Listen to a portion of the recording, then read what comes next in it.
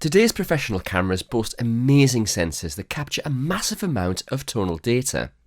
However, even professional cameras have their limits and are only capable of capturing a limited dynamic range.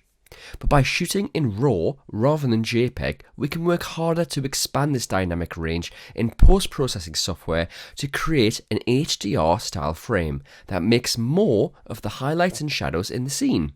HDRs, however, come with somewhat of a stigma, as many photographers push the processing too far, leaving characteristics such as oversaturation and overdone clarity to spoil the original image.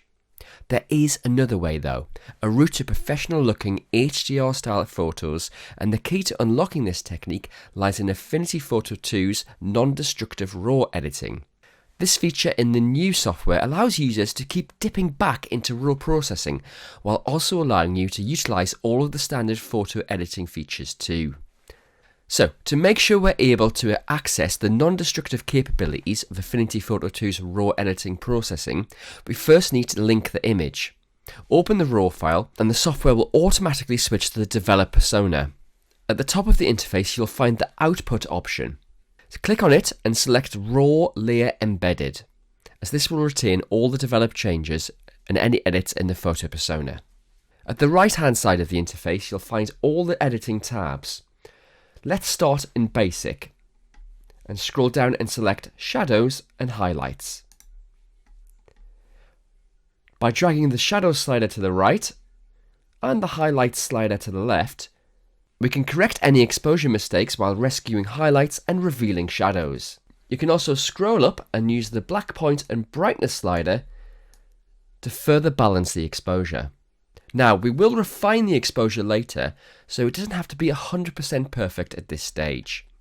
Still in the Basic tab, locate the Saturation and Vibrance sliders. Ramp up the colour by dragging these to the right. We can progress further by heading to the Clarity slider and dragging this to the right. Now remember, don't go too far, or you'll start to see those artifacts really start to damage the image quality in the frame. So around 65% should be fine for my image. Once you're happy with the exposure, the colour levels and the clarity, we can progress to the photo persona by heading to the top left of the interface and clicking on the Develop option. Now with our image open in Affinity Photo 2's photo persona, we have access to a huge range of features. I'm going to head over to the Layers panel, scroll down and select the Adjustments icon, and I'm going to select the HSL option. With this Adjustments option, I'm able to take more control over refining the colour. So for example, I'm going to select the blues, and I'm going to just duck down the luminosity and increase the saturation slider. So I've used the photo persona to progress the image, but now I want to dip back into RAW processing.